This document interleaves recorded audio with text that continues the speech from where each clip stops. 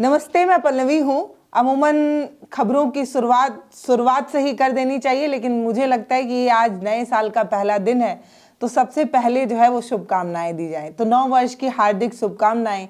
ये नया साल आपके जीवन में ढेर सारी खुशियाँ, उमंग और प्यार लेकर आए। ईश्वर से ये प्रार्थना है, हमारी पूरी टीम ये प्रार्थना कर रही है कि आपके परिवार में ढेर सारी खुशियां आए, आप बहुत स्वस्थ रहें।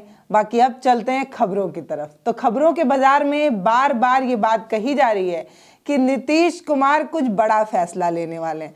अब आप सोच कर देखिए कि नीतीश कुमार वो शख्स हैं, जब कई माइक कैमरे उनके पीछे दौड़ते हैं, जब ये कहते हैं कि नीतीश जी कुछ तो बोलिए, इतनी खबरें चल रही हैं आपके पलटी मारने को लेकर, कुछ बोलिए नीतीश जी, तो नीतीश जी कैमरे से बचकर माइक से छुपकर निकल लेते हैं।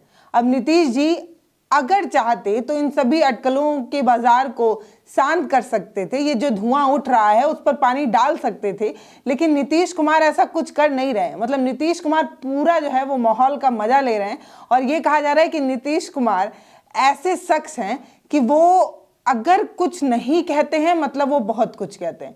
अब आप सोच कर देखिए कि दिल्ली से लौटने के बाद नीतीश कुमार राज्यपाल से मिलने क्यों गए, ये एक बड़ा सवाल खुलकर निकल आ रहा है। नीतीश कुमार जब दिल्ली निकले थे तब ये कहा जा रहा था कि 62 IPS अधिकारियों को ट्रांसफर कर। जब नीतीश कुमार दिल्ली गए हैं तो उन्होंने बड़ा संदेश देकर जो है वो दिल्ली की तरफ रवानगी की है। अब 62 IPS वो थे जो कहीं ना कहीं भाजपा के करीबी थे, या ये कहा जा रहा था कि भाजपा का एक विचारधारा या आइडियोलॉजी वाले वो लोग थे, उनको जो है उन्होंने ट्रांसफर किया है, उनको उनके तबादला किया है, उसके बाद वो दिल्ली रवाना हुए। लेकिन अब आप ये जानिए कि नीतीश कुमार का राज्यपाल से मिलना कितनी बड़ी राजनीतिक घटना हो सकती है। नीतीश कुमार राज्यपाल से पहले भी मिल सकते थे, दिल्ली जाने के पहले भी मिल सकते थे, लेकिन दिल्ली से लौटने के तुरंत बाद राज्यपाल से मिलना क्या दर्शाता है? तो सबसे पहली बात, जब नीतीश कुमार राज्यपाल के दफ्तर पहुंचे, जब उनके ऑफिस पहुंचे, तो खबरों के बाजार में अचानक से आग लग गई। हर तरफ, चाहे वो न्यूज़ चैनल हो, चाहे वो सोशल मीडिया हो, हर तरफ यही कहा जा रहा था कि नीतीश कुमार इस्तीफा देने जो है वो राज्यपाल के ऑफिस गए, उनके दफ्तर गए। इस तरीके की बात जब आई तो पता है सबसे ज्यादा बीपी किसका बढ़ा? बीजेपी वालों का। और यही नीतीश कुमार की चाल है। नीतीश कुमार इस्तीफा देंगे या नहीं देंगे, लेकिन बीजेपी वालों का बीपी जरूर बढ़ा देंगे। मतलब रोज वो कुछ नया कर रहे हैं, और रोज इस नए स्टेप में बीजेपी को आईना दिखाकर नीतीश कुमार ये बताने की कोशिश कर रहे हैं कि अगर आप मुझे अंडर एस्टिमेट कर रहे हैं, अगर आपको लग रहा है कि नीतीश कुमार कोई हवा है, छोटी मोटी बात है, तो आप गलती कर रहे हैं। नीतीश कुमार इसे अनौपचारिक मीटिंग बता रहे हैं, शिष्टाचार जो है वो बैठक बता रहे हैं, शिष्टाचार मुलाकात बता रहे हैं, लेकिन शिष्टाचार की ये जो मुलाकात राज्यपाल से नीतीश कुमार दिल्ली से लौटने के बाद किए, वो बीजेपी को दरअसल आईना दिखाना था। वो इसलिए क्योंकि नीतीश कुमार मोदी जी से समय मांग रहे थे, मिलना चाहते थे। कई अखबारों में छप भी गया था कि पहले वो मोदी से मिलेंगे, फिर वो जो है वो नड्डा से मिलेंगे। लेकिन सूत्रों के हवाले से ये बात निकल कर सामने आई कि नीतीश कुमार ने जब मोदी को फोन मिलाया तो मोदी जी ने जो है वो मिलने से मना कर दिया, समय नहीं है, इस तरीके की बात कह दी, और ये कहा कि नड्डा से मिल लीजिए। बीजेपी अध्यक्ष है, नड्डा भी एक बड़ा पोस्ट है, लेकिन नड्डा जी ने उन्हें 4:30 बजे मिलने का समय दिया था, और तमाम न्यूज़ चैनलों को नीतीश कुमार ने कह भी दिया था कि हम जो है वो पहले मुलाकात कर लेते हैं, फिर आपको बताएंगे इस जो ये सब अटकलेबाजी चल रही हैं, ये सब जो हवा बह रही है, इस पर बात करेंगे। तमाम न्यूज़ चैनलों को नीतीश कुमार ने पहले ही कह दिया था कि हम जो है वो मुलाकात करके आते हैं, फिर आपके सभी सवालों का जवाब देंगे। लेकिन अफसोस ये कि नीतीश कुमार से ना तो मोदी मिलते हैं, ना अमित शाह मिलते हैं, ना JP नड्डा मिलते हैं। सोचिए, नीतीश कुमार से बीजेपी या गुजरात लॉबी का कोई मिलने को तैयार नहीं है। ये नीतीश कुमार के लिए बहुत बुरी बात हो सकती है। ये कह सकते हैं कि नीतीश कुमार को भाव नहीं दिया जा रहा है, हवा नहीं दी जा रही है। ये क्यों? ये इसलिए क्योंकि ये बताया जा रहा है कि नीतीश कुमार के कई विधायक और सांसद से लगातार बीजेपी जो है वो मिली हुई है, लगातार बातचीत कर रही है, और जैसे ही कुछ भी बड़ा होता है वैसे ही नीतीश कुमार को साइड किया जाएगा और बिहार में फिर से सरकार बना ली जाएगी। नीतीश कुमार के लिए दोहरी परेशानी जो है वो देखने को मिल रही है। दोहरी परेशानी कैसे? पहला तो ये कि NDA में उनका अब उतना दबदबा चल नहीं रहा है। हालांकि नीतीश कुमार खूब हाथ पैर चला रहे हैं कि वो अपना दबदबा बनाए रखे, तभी तो राज्यपाल से अचानक शिष्टाचार मीटिंग की याद आ जाती है। और जब तक वो दफ्तर में रहते हैं और जितनी देर तक उन्होंने सोशल मीडिया पर पोस्ट नहीं कर दिया, तब तक ये बाजार गर्म ही था कि नीतीश कुमार जो है वो इस्तीफा देने वाले हैं। तो नीतीश कुमार गए, लेकिन इस्तीफा उन्होंने इसलिए नहीं दिया क्योंकि अब एनडीए में तो उनका कुछ हो नहीं रहा है, लेकिन इंडिया भी उनको जो है वो बहुत ज्यादा भाव दे नहीं रहा है। खबरों में ये भी कहा गया कि नीतीश कुमार जब डॉक्टर मनमोहन सिंह के घर पहुंचे थे, तब उनकी मुलाकात कई बीजेपी के बड़े लीडर से हुई थी। यहाँ तक ये भी कहा गया था कि प्रियंका गांधी भी वहां मौजूद थी। और सुनिए, ये बात सिर्फ हवाई नहीं है, ये बात इसलिए भी है क्योंकि अगर आप नीतीश कुमार का ट्विटर हैंडल देखेंगे, मेरी बाईं तरफ आपको अब दिखेगा, लगातार नीतीश कुमार छोटी बड़ी हर चीज को पोस्ट कर रहे हैं। तो डॉक्टर मनमोहन सिंह के अंतिम विदाई में या उनके परिवार को ढाढ़स बनाने के लिए जब वो वहां पहुंचे, तो उसकी कोई तस्वीर उन्होंने शेयर क्यों नहीं की, किसी कैमरे से कोई फोटो क्यों नहीं खींची, और खींची तो उसे डाला क्यों नहीं गया? इसलिए नहीं डाला गया क्योंकि उस समय वहां बहुत सारे बीजेपी के नेता मौजूद थे और कहा तो ये जा रहा है कि प्रियंका गांधी और नीतीश कुमार की अच्छी खासी बातचीत हुई थी, ये भी कहा गया, इसीलिए तस्वीरें जो है वो नहीं डाली गई। आप उनका हैंडल देखिए तो शुरू से लेकर लगातार कई तस्वीरें, कई चीज है, लेकिन डॉक्टर मनमोहन सिंह के आवास पर परिवार से मुलाकात की तस्वीर गायब है। क्यों? यही ये बात की तरफ इशारा कर रहा है कि कहीं ना कहीं एक बड़ा ऑफर नीतीश कुमार को मिला है, लेकिन वो ऑफर नीतीश कुमार को उतना सटीक नहीं बैठ रहा है। पूछे क्यों? वो इसलिए सटीक नहीं बैठ रहा है क्योंकि अब तेजस्वी यादव जो है वो ज़्यादा अग्रेसिव हो गए हैं, या ये कह दीजिए कि तेजस्वी यादव ने साफ कर दिया आईना। उन्होंने कहा कि चाचा आना चाहें तो आए। तो तेजस्वी जो है वो अब ये चाहते हैं कि नीतीश जी 8 बार से मुख्यमंत्री बन ही चुके हैं, अब जो है वो मुख्यमंत्री तेजस्वी को बनाया जाए। तेजस्वी भी ये भाई बहुत सालों से इंतजार कर रहे हैं कि कभी उन्हें भी मुख्यमंत्री का स्वाद मिले, कभी वो भी चख पाए।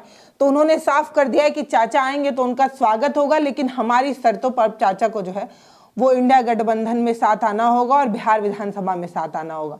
हालांकि एक और चीज है जिसको मैं अभी बताऊंगी तो आपको ये बात साफ हो जाएगी कि नीतीश कुमार और इंडिया गठबंधन के बीच में कुछ तो खिचड़ी जरूर जो है वो पक रही है।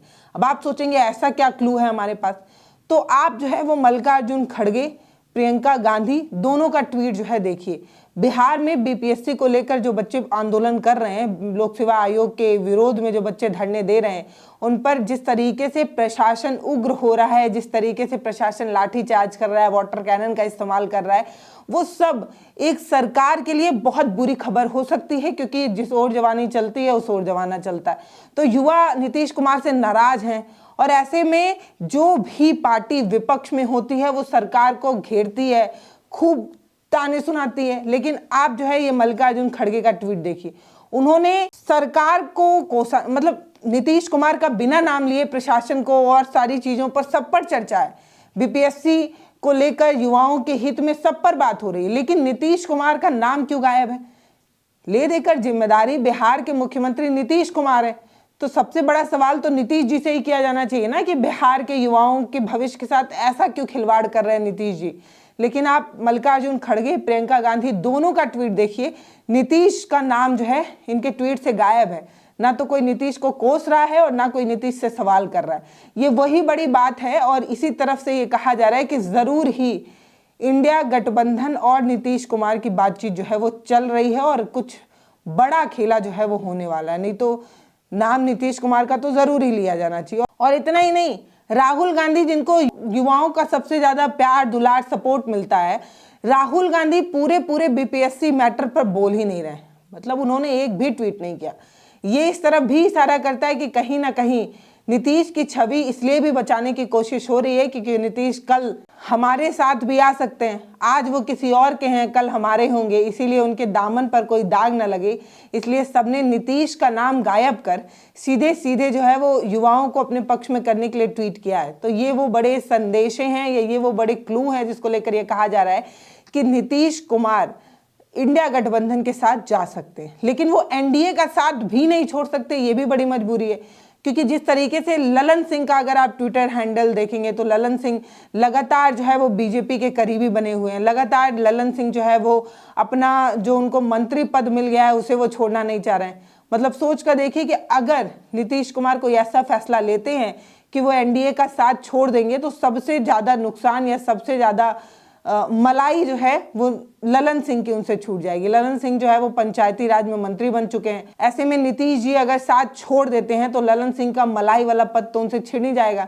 इसीलिए ललन सिंह जो है वो पूरी भक्ति मोदी जी से दिखा रहे हैं। और सिर्फ ललन सिंह ही नहीं, ऐसे बहुत सारे विधायक और सांसद हैं जो बीजेपी के करीबी बनते जा रहे हैं। और ये कहा जा रहा है कि अगर नीतीश कुमार गलती से कोई ऐसा फैसला लेते हैं कि वो एनडीए के साथ नहीं जाएंगे, एनडीए का साथ छोड़ देंगे, तो अब तो राज्यपाल भी बदल दिया गया है। तो जैसे ही नीतीश कुमार जो है वो इस्तीफा थमाएंगे, वैसे ही राष्ट्रपति शासन लगाया जाएगा और सारे शक्तियां जो हैं वो राज्यपाल के हाथ में चली जाएगी। और राज्यपाल क्योंकि अपना ही है तो सब कुछ जो है वो गेम सेट हो जाएगा। नहीं तो एक साल के अंदर, जब अब अक्टूबर में बिहार में चुनाव होने वाले हैं, अभी क्यों बदला गया है बिहार का राज्यपाल, ये बड़ा सवाल जो है वो पूछा जा रहा है। तो बिहार का राज्यपाल अब आरिफ मोहम्मद खान को बनाया गया है। आरिफ मोहम्मद खान कौन है, आरिफ मोहम्मद खान का बीजेपी से क्या रिलेशन है, ये बताने की आवश्यकता नहीं है कि कैसे आरिफ मोहम्मद खान बीजेपी की विचारधारा से उनको जोड़ा जाता है। आरिफ मोहम्मद खान को चुनाव के ठीक पहले अपने किसी करीबी को जब किसी राज्य का राज्यपाल बनाया जाए तो वो इस तरफ भी इशारा करता है कि कहीं ना कहीं बीजेपी पूरा जो है वो तैयारी कर रही है कि नीतीश कुमार की अच्छी खासी विदाई जो है वो बैंड बाजा के साथ की जाएगी। इसीलिए नीतीश कुमार घबराए हुए हैं, छटपटा रहे हैं कि वो करें क्या। कभी वो इंडिया गठबंधन से बात करते हैं, कभी वो प्रियंका गांधी, राहुल गांधी, मल्लिकार्जुन खड़गे से बात करते हैं, कभी वो तेजस्वी के भी तमाम मंत्रियों से भी उन्होंने बातचीत की है। इसकी भी बहुत सारी खबरें दिखाई गई और ये बताया गया कि तेजस्वी के बहुत सारे मंत्रियों से नीतीश कुमार की लगातार बातचीत हो रही है। तो नीतीश कुमार जो है वो देख रहे हैं कि किधर उनको ज़्यादा फायदा होगा और किधर उनकी दाल जो है वो अच्छे से गल जाएगी। हालांकि नीतीश कुमार के लिए बहुत सारी समस्याएं हो सकती हैं।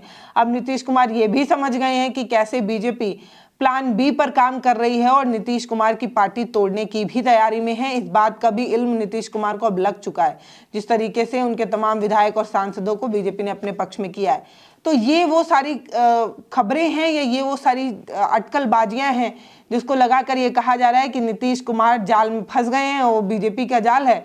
और नीतीश कुमार को भारत रत्न के सम्मान से सम्मानित करके आखिरी बार मुख्यमंत्री की कुर्सी उन्हें मिली, अब दोबारा कभी मिलेगी नहीं, इस तरीके की चीजें भी कही जा रही है। तो देखना बड़ा दिलचस्प होगा। चुनाव बड़े करीब जैसे जैसे आते जा रहे हैं वैसे ही बिहार की सरगर्मियां तेज होती जा रही हैं, मौसम सर्द होते जा रहा है लेकिन माहौल गर्म होते जा रहा है। तो बिहार का ये जो सियासी पारा बढ़ रहा है उस पर आपको हमारा विश्लेषण कैसा लग रहा है ये आप हमें जरूर बताइएगा। ऐसी खबरें अगर आप हमसे और देखना चाहते हैं तो वो भी हमें जरूर बताइए। नमस्ते, मैं पल्लवी हूँ, आप भारत एक नई सोच देख रहे हैं। बहुत धन्यवाद।